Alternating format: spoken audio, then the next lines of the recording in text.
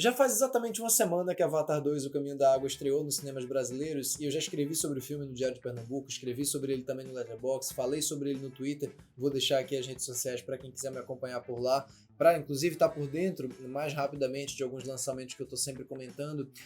mas é porque eu sentia que para gravar um vídeo eu deveria realmente esperar pelo menos uns dias para o filme assentar na cabeça e eu não expor aqui 100% das minhas emoções no momento tão efusivo que eu estava depois de ter assistido a essa. É mais uma, não vou dizer essa obra-prima, mais uma obra-prima do James Cameron. Sim, Avatar 2, O Caminho da Água, na minha opinião, é uma obra-prima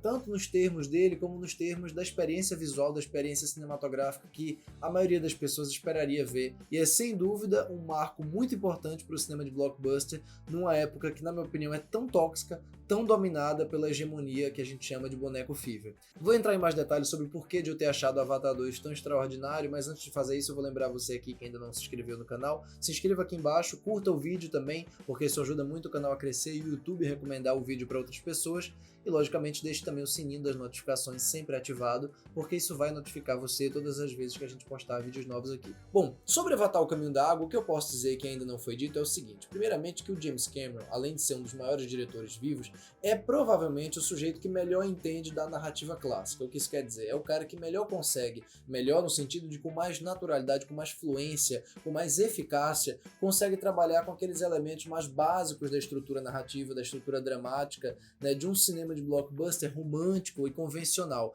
Isso não quer dizer nem de longe que o filme seja um resumão de clichês, não é isso que eu tô dizendo, não é isso que eu quero dizer, aliás, de nenhum dos filmes do James Cameron, que é um cara que, aliás, só tem filme bom na carreira, e óbvio que eu tô descontando aí o Piranha 2, que é um filme que praticamente ele não dirigiu, né? Mas todos os filmes que o James Cameron fez, passando, por exemplo, por alguns incrivelmente subestimados, como O Segredo do Abismo, até um dos maiores sucessos da história do cinema, que é o Titanic, e logicamente o primeiro Avatar também, ele é um cara que consegue encontrar poesia, consegue encontrar beleza, consegue encontrar tempo de contemplação em filmes, em momentos, em situações que a maioria dos cineastas, na verdade, não dá o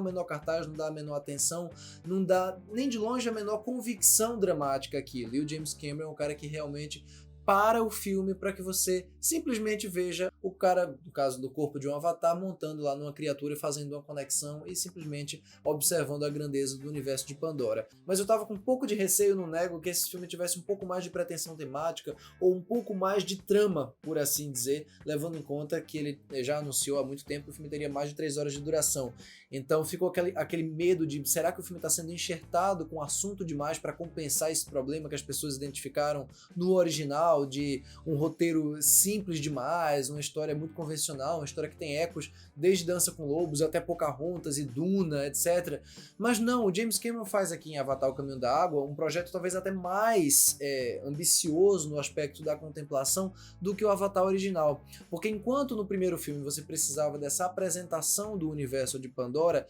em O Caminho da Água, o James Cameron não se preocupa mais em apresentar o mundo para você. O que ele se preocupa é em expandir esse mundo através justamente desse tempo que ele se dá embaixo d'água, principalmente, que é onde se passa a maior parte da história. Para quem não sabe, aqui nesse filme, o personagem do Jake Sully, que já tá completamente no corpo do avatar dele, né? Quer dizer que o corpo de humano dele morreu e ele já tá vivendo há muitos anos no planeta Pandora com a Neytiri, que agora tá casada com ele, eles têm 3 filhos. E bom, eles têm aqui mais uma vez que lutar contra a invasão humana, que dessa vez está muito mais forte, já que os humanos estão aqui nos corpos dos seus avatares, levando em conta que vários deles morreram do filme anterior para esse, incluindo o próprio vilão vivido pelo Stephen Lang, que aqui tá também, assim como o Jake, apenas no corpo do seu avatar, né? É uma premissa que pode parecer para muita gente, ai que saco, eles estão reciclando o mesmo vilão e tudo mais, mas o que o James Cameron faz no Avatar O Caminho da Água não é só reciclar o vilão, o que ele faz é dar um novo arco para o vilão a partir de uma nova perspectiva, e é por isso que eu comento sempre a genialidade com que o Cameron trafega entre elementos tradicionais do cinema, porque o que ele faz é basicamente uma mudança de ponto de vista e a partir disso ele cria toda uma nova experiência pro próprio vilão dentro daquele universo, cria um arco novo e coloca a história para frente. E eu acho bonito também que esses elementos mais repetidos da história, né, essa volta a alguns elementos do primeiro filme, tenham a ver também com o tempo, né, desde que o primeiro filme foi lançado. Vamos lembrar que Avatar foi lançado em 2009 e de lá para cá é natural que o filme precise de uma certa recontextualização, né? E não é uma recontextualização excessiva, não é que o filme fica o tempo inteiro didaticamente lembrando a você o que aconteceu aconteceu no filme anterior, mesmo porque quase todo mundo viu o filme anterior e a história é simples demais para você ficar repaginando e explicando para as pessoas, né? O James Cameron não é o cara que vai ficar explicando para você, ele não é o Christopher Nolan, ele é o cara que vai submergir você na ação mais espetacular, mais limpa, mais cristalina do mundo. E aqui no Caminho da Água, né, com essa evolução não só dos efeitos de motion capture e tudo mais, mas da linguagem digital mesmo, da fotografia digital, ele torna a natureza de Pandora a coisa mais cristalina do mundo. É uma espécie de versão onírica, né, versão mais exuberante de elementos reconhecíveis do planeta Terra. As criaturas, os próprios naves, né, e a variedade de povos sempre remete muito ao planeta Terra, porque o James Cameron é, na verdade, um grande ativista ambiental, e o que ele faz com Avatar em 2009 e faz de novo com O Caminho da Água agora em 2022 é usar da fantasia extrema, usar da alta tecnologia para criar uma reconexão do ser humano, criar uma reconexão da plateia com a natureza, com o seu planeta. É como se a gente estivesse olhando para todas aquelas criaturas estranhas e diferentes ali e reconhecendo em todas elas esse sentimento, essa beleza que a gente já conhece, que a gente pelo menos já é ciente de existir no nosso planeta. Então ele consegue, na verdade, trabalhar com todos esses temas simplesmente com a linguagem visual. Toda aquela sequência de mais de meia hora, na verdade eu acho que beira 1 hora mesmo, né? De um personagem com uma amizade nova que ele arruma ali embaixo d'água, que pra mim rouba o filme, aquela personagem, aquela baleia, aquela criatura gigantesca.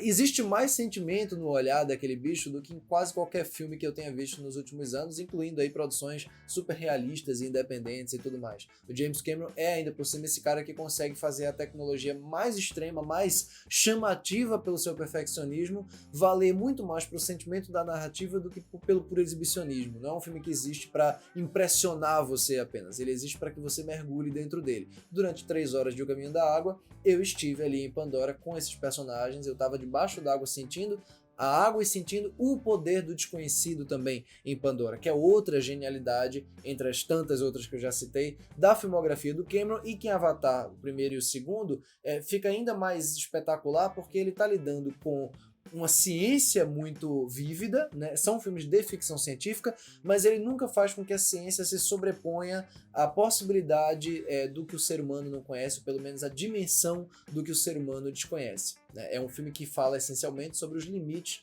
do conhecimento humano. O que a gente não conhece, o que a gente não é capaz de entender, no fim das contas, é espiritual. O próprio James Cameron já falou isso numa entrevista espetacular com o Denis Villeneuve, e é verdade, né? Nesse filme aqui isso fica muito mais claro. Ele não tem nenhum medo de lidar com aquilo que as pessoas tratam como cafona, ele acredita no cafona, ele acredita no brega, ele acredita no que pode pelo menos soar brega, e trata não como uma coisa ridícula, nem com cinismo, nem com sarcasmo, muito pelo contrário, ele trata com deslumbramento, ele trata com poesia. Então, assim, para um monte de gente que questiona, porque Avatar, O Caminho da Água tem pouca história, porque a história não avança. Bom, por mim a história passava 2 horas, 3 horas só ali embaixo d'água, conhecendo e explorando aquele ecossistema, para começo de conversa. E depois que a história sim avança, a história aponta para rumos novos, mas o filme tem uma estrutura absolutamente autônoma também. Ele abre mais portas do que o filme anterior abria, claro, né? A ideia do Cameron é fazer pelo menos 5 filmes, dependendo aí, claro, do sucesso comercial desse, que já está se provando minimamente, não necessariamente o mesmo número do filme anterior, mas já está se mostrando aí forte, sólido, mas principalmente ele consegue fazer com que as portas se abram sem necessariamente ficar deixando o filme incompleto. Isso para mim é essencial para um projeto como esse. Muito provavelmente a gente vai ter um terceiro filme logo em breve, tem uma previsão aí de lançamento para 2024, mas se eu precisasse esperar até 2026 ou 2027 para assistir e ter uma experiência tão nova, tão refrescante, tão única e tão sublime mesmo quanto O Caminho da Água, eu já fico muito feliz. E para completar, eu também não posso deixar de dizer como esse filme também representa uma espécie de síntese da obra do James Cameron, porque você tem ecos aqui visuais, até narrativos do Segredo do Abismo, tem momentos lá no terceiro ato, por exemplo, que lembram muito o Titanic, né? Não precisa nem dizer, é bem óbvio mesmo a referência, é bem bonito, e principalmente, claro, essa...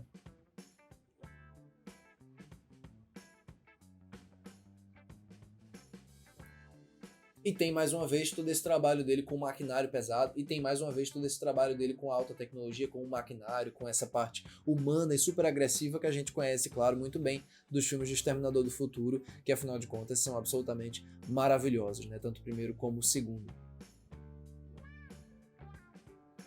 Então, passado uma semana e passada a primeira e a segunda assistida, Avatar: O Caminho da Água segue sendo não só um dos melhores blockbusters dos últimos anos, como, sem dúvida, um dos 2 ou 3 melhores filmes de 2022 até o momento, já que alguns a gente só vai ver no ano que vem.